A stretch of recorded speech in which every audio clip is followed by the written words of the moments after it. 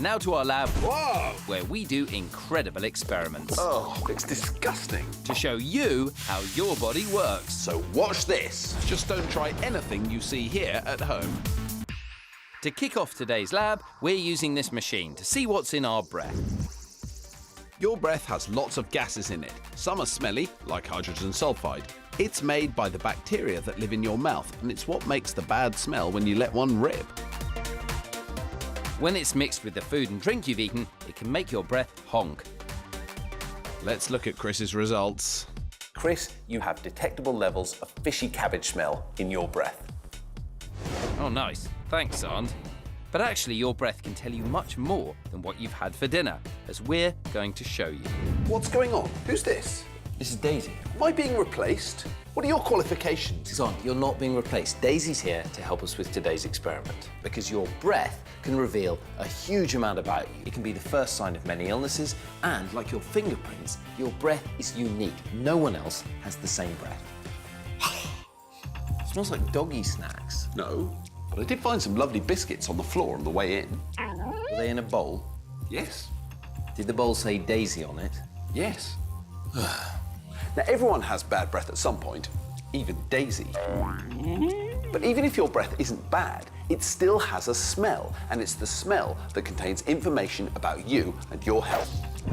So, if you have asthma, even though you can't smell asthma, your breath will have more nitric oxide in it, which you can detect. Or if you have diabetes, your breath may have more of a compound called acetone in it. It's the same chemical that's in nail varnish remover. In fact, there's a whole range of medical conditions that can be detected on your breath. But not by us, even though we're doctors. Not by specialist medical researchers, not even by complicated equipment. That's why Daisy is here. She's a specially trained smell doctor. Daisy's been trained by Claire to detect serious illnesses like cancer in a person's breath. So Claire, how does Daisy do it? Well, when people are unwell, they smell different. So some people have kindly donated their breath samples onto this tube. So they breathe in that, and then the smelly molecules in their breath stick inside this sponge here. Absolutely. And then what we do is, in training, we show this sponge to Daisy, and we've been able to train her to tell us if somebody has a very serious disease. Time to see Daisy in action. Now, we've laid out 3 samples of breath here, and one of the samples is from a patient with a serious illness. Now, the one from the patient with the illness... Chris, you can't say in front of Daisy. She'll hear. She's going to find it herself. Son, she's a dog. She doesn't speak English. It's sample A. Now, Claire, should we set off Daisy and see if she can find it? Daisy, seek, seek.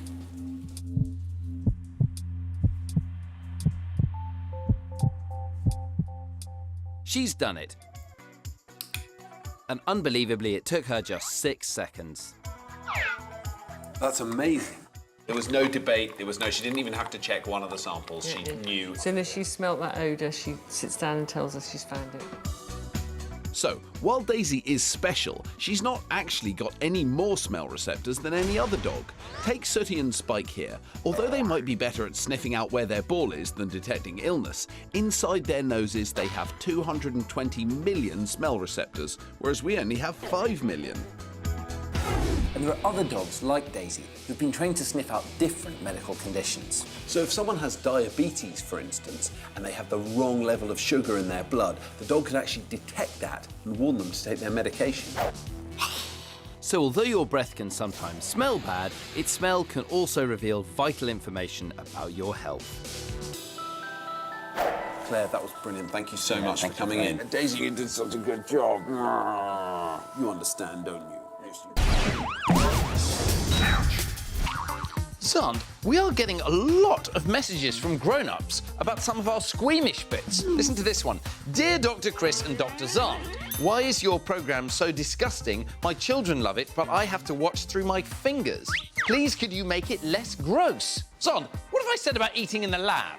What are you watching? These are our grossest moments. They're my favourite. I love the gross bits too, but they do make some people feel a bit squeamish. Now, feeling squeamish is a basic and important emotion. There are some things that turn almost everyone's tummies. Maggots, dog poo, Dried sick on a pavement. a bogey smeared on the edge of a sink. But did you know that this is something that you learn and it develops as you get older? Babies, for example, aren't squeamish at all. Well, to put this idea to the test, we're going to need a baby. Give me one moment, Chris.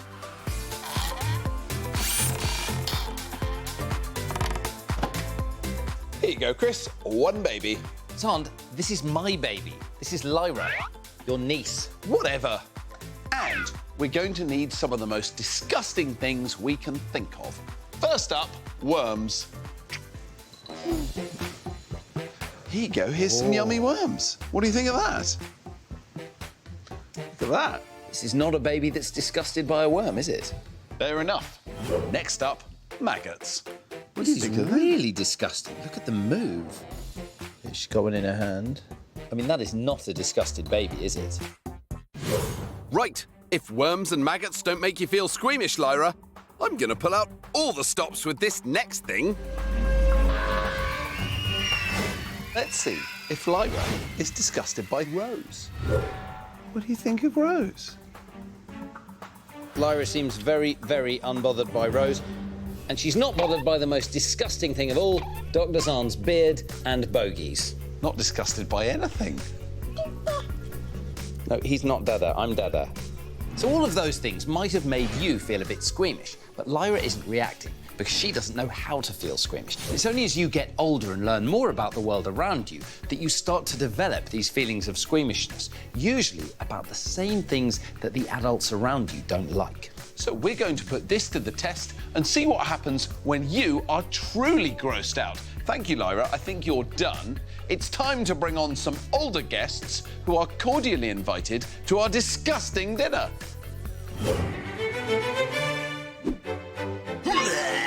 Welcome to the Ouch Disgusting dining experience. Joining us are Lennon, Kitty and James. Three lucky ouchers. We are going to be serving a meal of delightfully disgusting dishes. Whilst they eat, we will monitor their faces and heart rates so we can find out what feeling squeamish does to the body. Right, grubs up. 3, 2, 1, et voila. ta-da! On the menu today, jellied eels, crickets, mapani worms, fish eggs, stinky blue cheese, and a giant Thai water bug. This food is totally safe. We expect empty plates at the end of the meal. I don't know. Are those flies? Is that eggs? Those are fish eggs, yeah. Oh. Now, Kitty's prepared a little spoonful of fish eggs and cooked crickets. So why don't you have a go at that?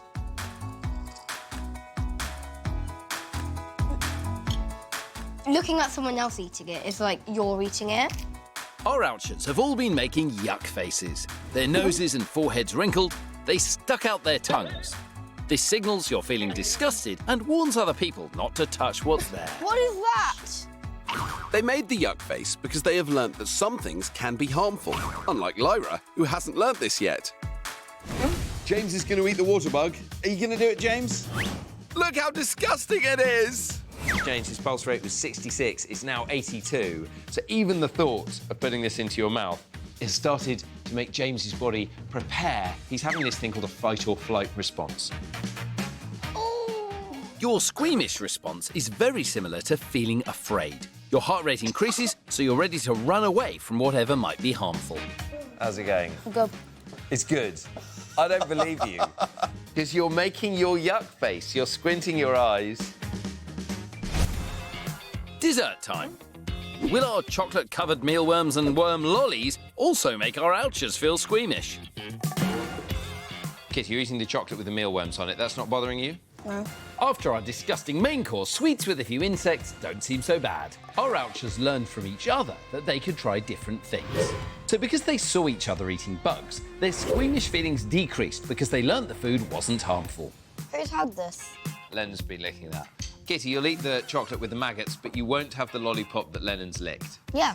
Why do you think you won't do that? His germs are on it. So that's an important point, is that there are some things that almost everyone is disgusted by. Poo and body fluids, particularly. Some things are more likely to make you squeamish if they smell strong or they're unfamiliar. But it's good to challenge it sometimes so you don't miss out on fun experiences like eating lollipops with worms in them. So we've shown you that squeamish feelings are a defense mechanism that you learn as you get older. And that your body's response is a lot like fear, increasing your heart rate, putting you into fight or flight mode.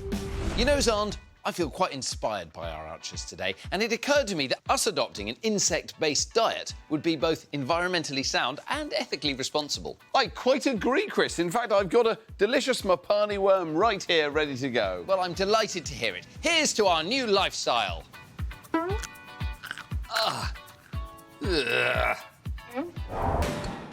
I'm wearing a special suit, but can you guess what it's used for? Oh, I know. You're going into space. Nope, try again, Xand. OK, I've got it. You're about to drive a Formula 1 car. No, Xand, wrong again. How's he doing that with the music? Anyway, Xand is wrong. This is PPE, or personal protective equipment. It's used so that doctors and nurses can treat patients with serious infections without getting ill themselves. I knew that, really. Now, you might have seen suits like this on the news because of the recent outbreak of a very serious virus called Ebola in West Africa. Now, these things make the news because they're rare, but they're also very serious. So, what can we do to stop them in their tracks? Well, it's something I'm closely involved in. So this is the lab that I work in when I'm not on Operation Ouch. Ooh, I've always wanted to see Chris's lab. This is my boss, Greg. Hi, Greg. Hi, Chris. Who's that? That is Operation Ouch. Hi, Operation Ouch. Oh, hi, Greg. Come on, Chris, you've got work to do. Now, I study a virus called HIV, but scientists like me study all viruses using really similar techniques to work out how to treat and prevent diseases. And I'm about to show you how we do it. An infectious disease like a virus is similar to a burglar who's found exactly the right spanner to break into your cell's security system and infect them. Scientists like me Oi! want to find out which part of the virus spanner unlocks the cell. Then we can stop the spanner working and create medicine to make people better. To show you how we do it, I've created my own infectious disease demonstration. I'm going to start with a real virus, but there's something else. Now, to understand how viruses work, we need to make mutants. To make a mutant, I take my original virus and change one thing about it by changing the shape of the spanner. Today, I'm making two different mutants, Mutant 1 and Mutant 2. They're both the same as the original virus. Except I've made a different change in each one in their spanner to see if that change stops that spanner working. I then add each of these samples to healthy human cells to see which one is able to infect them. Okay, so now the moment of truth. First, I'm going to show you what uninfected cells look like. So these are healthy cells with no virus on them. They're nice and stuck down to the plate, and there are lots and lots of them. Now cells that have been infected with the original virus. And can you see, all the cells are clumped up and they're floating around, there are a few of them. Then I turn on a special light and the cells glow green, which tells me they've been infected by the virus. So we know this virus is working really well. It has exactly the right spanner to get inside these cells and infect them and make them sick. Time to see what's happened with Mutant 1. Can you see that? The cells are floating around. And just like the original virus, they're all green. So this mutant, the first mutant, still has a working spanner. It can get inside those cells and infect them and make them sick. Now let's check Mutant 2. They look really healthy and there are lots and lots of them. And when we put on the special light, none of these cells are green. So the spanner of mutant number 2 virus is no longer working. It's not able to get inside the cells, infect them, turn them green and make them go sick. So that's great. We've now discovered which bit of the spanner is the important bit for getting inside cells. Curing a disease doesn't just happen in a day. I've given you a demonstration of how we go about it, But sometimes it takes a long time to find the right mutation. And there are lots of diseases that we still don't understand how they infect human cells. We don't understand how their spanners work, if you like. But research like this has led to some major breakthroughs that saved a lot of lives. So, now you know what fantastic work Chris does when he's not on Operation Ouch. Good work.